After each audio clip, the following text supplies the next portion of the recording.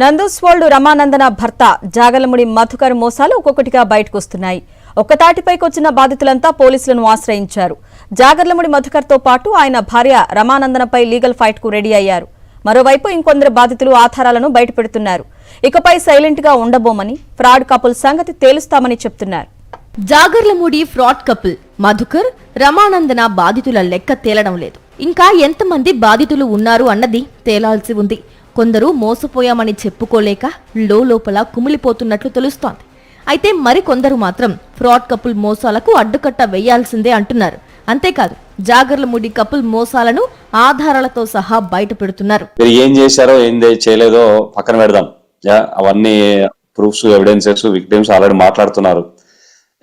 మీరు ఎవరి కోసం, మీ విక్టిమ్స్ కోసం కాదు, నా కోసం కాదు, మీకోసం కాదు, మీ పిల్లల కోసం, మీ పేరెంట్స్ కోసం అయినా సరే బయటకు వచ్చి ఏం జరిగింది, ఏం జరగలేదని మాట్లాడండి. దీన్ని రిజాల్వ్ చేసుకోండి. ఆ విక్టిమ్స్ అందరికి ఏదైనా న్యాయం చేయండి. చేతనైనంత న్యాయం చేయండి. రేపు పొద్దున దీంట్లో బాగా ఎఫెక్ట్ అయ్యే వాళ్ళు మీ పిల్లలు. అది గుర్తు పెట్టుకోండి. జాగర్లమూడి ఫ్రాడ్ కపుల్ మోసాలకు పెద్ద చరిత్రే ఉంది. 2024లో వారి చేతిలో మోసపోయిన ఓ బాధితురాలు జాగర్లమూడి దంపతులకు డబ్బులిచ్చిన ఆధారాలను సాక్షి టీవీకి అందించారు. జాబ్ కోసం 16 లక్షల రూపాయలు వసూలు చేసిన జాగర్లమూడి దంపతులు డబ్బును ప్రైవేట్ అకౌంట్లో డిపాజిట్ చేయించుకోవడంతోనే అసలు రంగు బయటపడింది. శిరీష అనే యువతి యూకేలో జాబ్ కోసం ప్రయత్నిస్తుండగా నందూస్ వరల్డ్ జాబ్ ఆఫర్ ఇచ్చింది. ఇందుకోసం 16 లక్షల రూపాయలు వసూలు చేశారు. ఉద్యోగం ఇచ్చేది యూకేలో అని చెబుతూ డబ్బులు మాత్రం హైదరాబాద్ లో ఉన్న అకౌంట్స్ కు ట్రాన్స్ఫర్ చేయించుకున్నారు.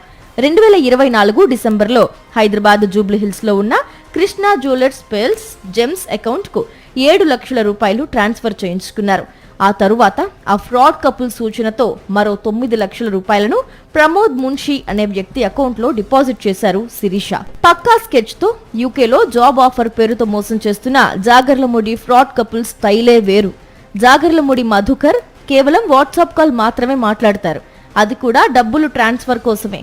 ఏ అకౌంట్ కు ట్రాన్స్ఫర్ చేయాలో చెప్పడానికి మాత్రమే ఆయన వాట్సాప్ కాల్లో అందుబాటులో ఉంటారు.